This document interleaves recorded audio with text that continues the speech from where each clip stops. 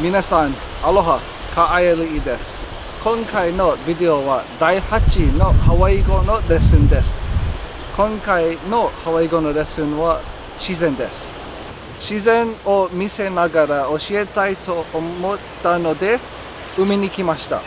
ここにはいろんな自然がありますから、いろんな単語を教えることができます。では、始めましょう。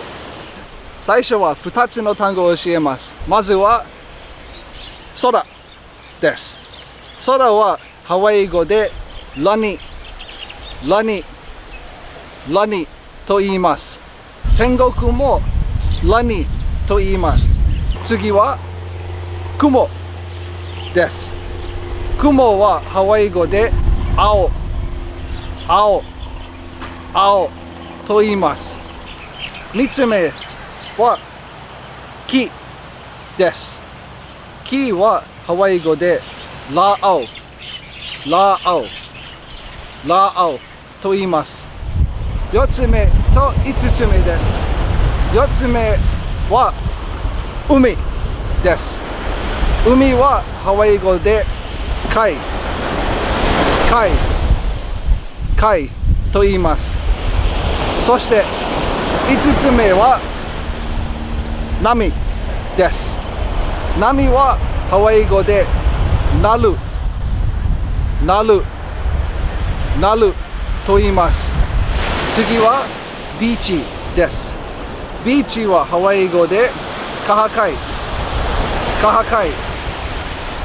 イと言います。次は砂です。砂はハワイ語で尾根と言います。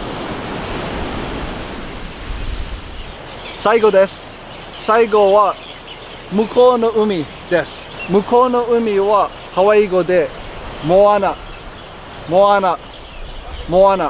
と言います。島の周りがタコイズ色ですが、その向こうの濃い色のところがモアナです。ラニ青ラ青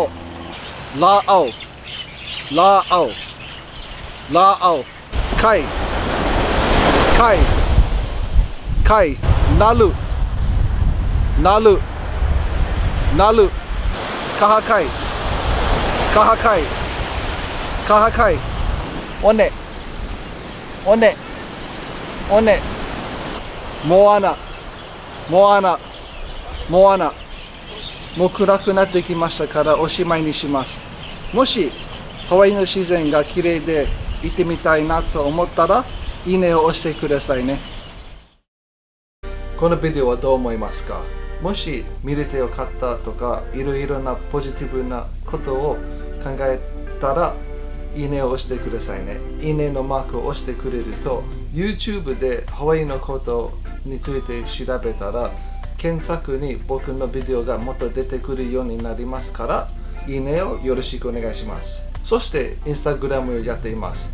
下の詳細に自分のプロフィールのリンクが入っていますから、そのリンクを押してくれたら直接プロフィールに行ってフォローをすることができます。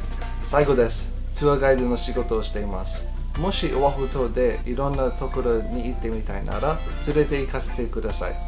英語が母国語ですし、日本語で話せますし、オアフ島で育ちましたし、オアフ島のことについていっぱい知っていますから、皆さんが安心して旅行できます。自分のメールアドレスも下の詳細に入っていますから、いつでも連絡をしてくださいね。では次のビデオでまた会いましょう。マハロ。